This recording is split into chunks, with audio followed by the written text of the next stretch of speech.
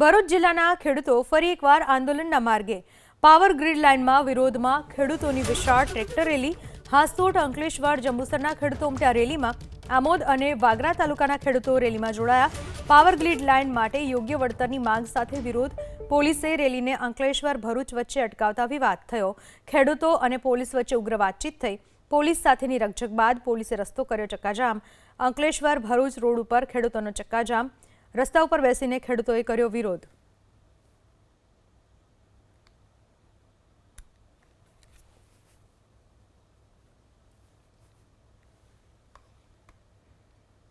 power grid line માટે યોગ્ય વળતરની માંગ સાથે વિરોધ કરવામાં આવ્યો ખેડૂતોએ ચક્કાજામ કર્યો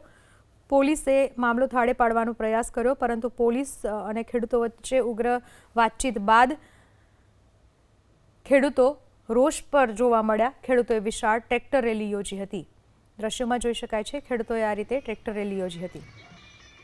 આ વિશે વધુ માહિતી આપો આપણી સાથે જોડાઈ ચૂક્યા છે મારા સંવાદદાતા યોગેશ ખેડૂતોને પોલીસ વચ્ચે કઈ બાબતને લઈને ઉગ્ર બોલાચાલી થઈ અને કઈ રીતના રેલી કાઢવામાં આવી શું મુખ્ય ઉદ્દેશ્ય